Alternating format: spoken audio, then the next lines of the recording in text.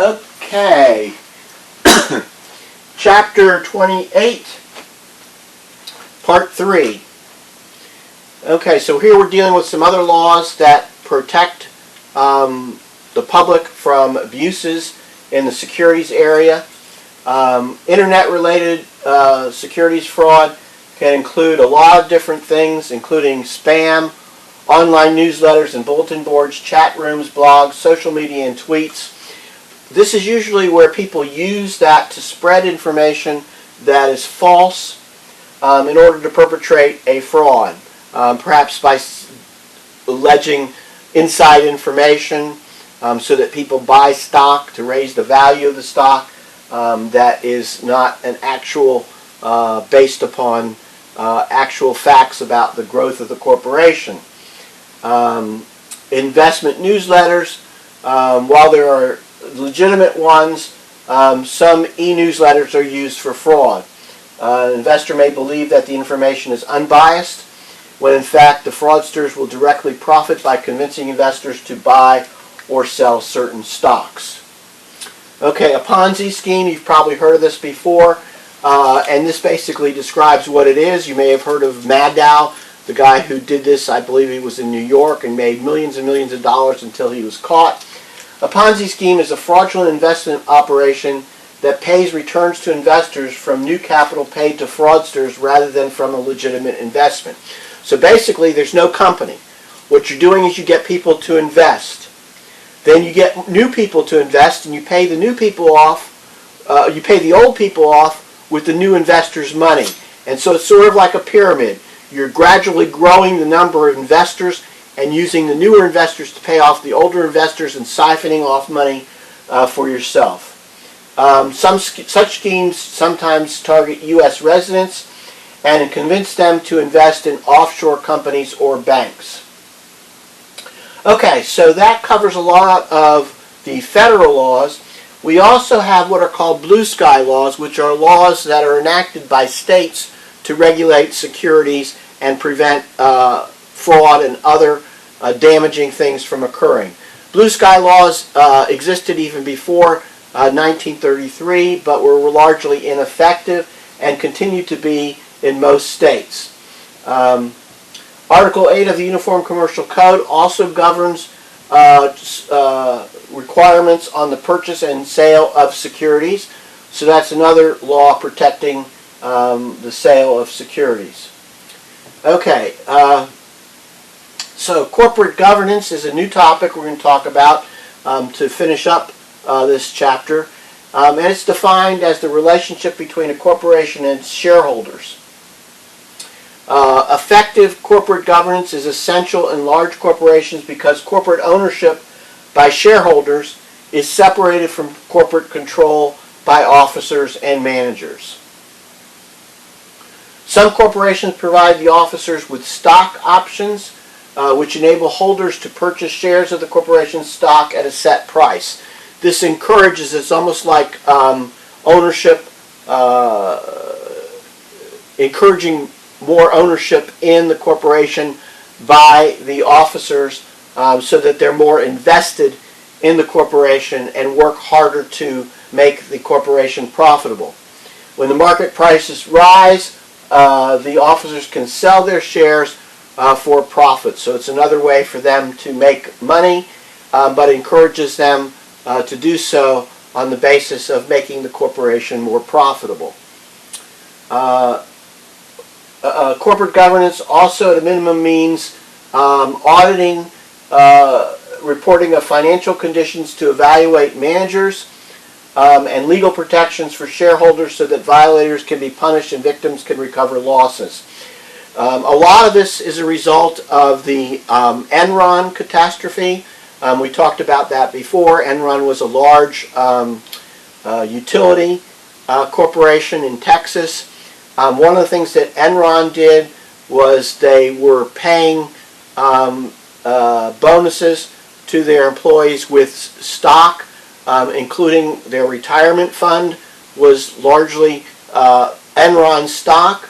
Of course, when Enron failed, some people lost their entire retirement and other investments. And so things were put into place to prevent that from happening. A lot of them were accounting practices.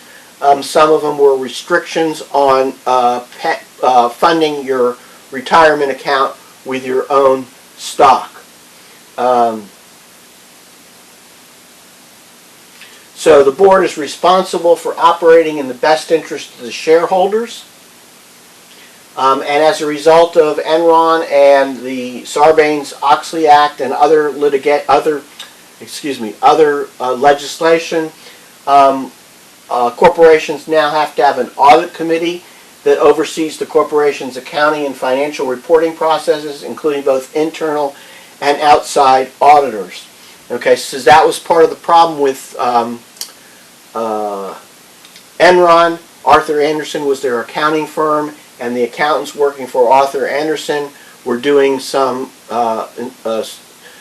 illegal activities in their accounting practices that led the public to believe that Enron was being very successful when it wasn't, and led to the downfall of Enron and harm to a lot of people. So they created this requirement of audit committees. Another important committee for the board of directors is the compensation committee, which determines the compensation of the company's officers. Presumably this is made so that the officers are not draining the corporation of its profits and then walking away and leaving the company dry. Okay, so we talked about the Sarbanes-Oxley Act. Applies to all public companies and attempts to increase corporate accountability by imposing strict disclosure requirements and harsh penalties for security violations. The Act also created a new entity, the Public Company Accounting Oversight Board, to regulate and oversee public accounting firms so that we don't end up with another Arthur Andersen event. The Act also requires CEOs to take responsibility for accuracy of financial statements filed with the SEC. It has many more internal controls and accountabilities. It introduced the direct federal corporate governance requirements for publicly trained companies. And here are some other things. Requires high-level managers to establish and maintain an effective system of internal controls, and senior management must reassess the system's effectiveness annually.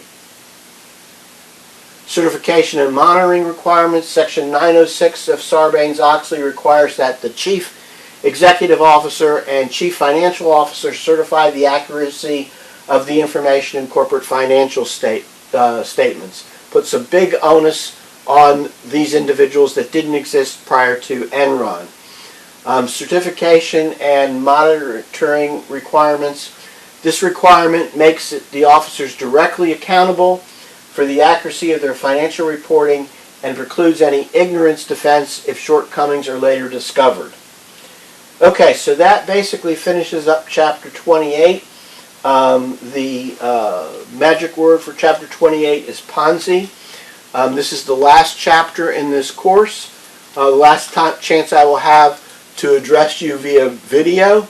I hope that we've all learned something from this coronavirus and the movement from in-class instruction to online instruction, and that these videos have been a useful tool for presenting the material that I would ordinarily present in class and as an alternative to classroom instruction.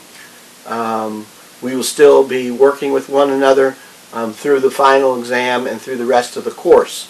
Always remember that you can contact me by email if you have problems or questions that need answering.